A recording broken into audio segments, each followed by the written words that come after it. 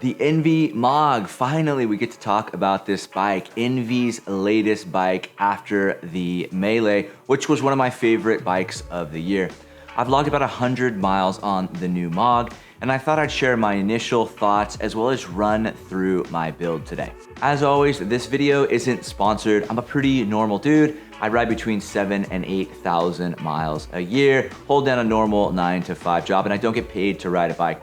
I enter the occasional contest, but most of the riding that I do is in between work, life, and family obligations, likely just like you.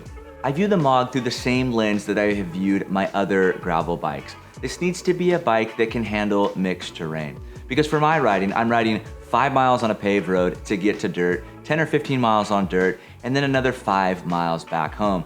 So I'm looking for a bike that is going to perform well on dirt or gravel, as well as a bike that's going to be fast on paved roads. And that's where I think the MOG really appealed to me. In many ways, I think that the MOG looks and feels just like my Melee did, a bike that I really liked. In fact, I think if you were to paint the MOG a Damascus gray color, for the average person, I don't think they'd be able to tell them apart. The integrated cables provide a clean, sleek look for the MOG, and I think the sand tan color is really good. I think you have to see it in person to truly appreciate it. Aesthetically, I think it's one of the best gravel bikes on the market today. The MOG has a few unique features. The first one being the internal storage in the Downtube via these specially designed pouches. I also like that it has the ability to run both mechanical and electronic group sets. It seems like a lot of companies are getting away from mechanical group sets, and I like that Enve gives you the option for both.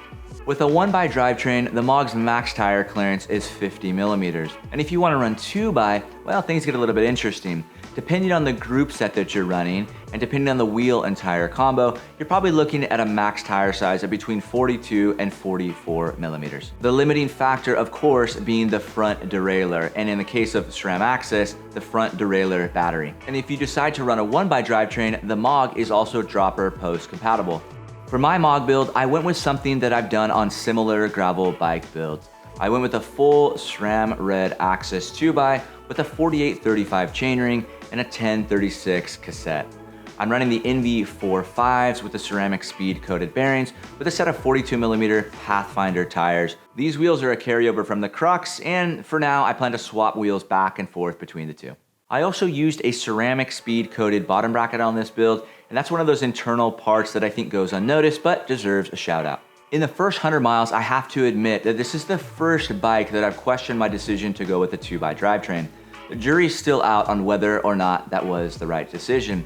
See, even though I don't plan to run anything wider than what I'm currently riding, which is a 42mm, it's always nice to know that I have the option. I'd also like to do a little bit of a wheel shuffle between bikes. I'd like to take these 4.5s, put them back on the tarmac, and use a set of 3.4s with 42mm Pathfinder Pros. I think the 3.4s are kind of the sweet spot and probably the right wheels for this bike.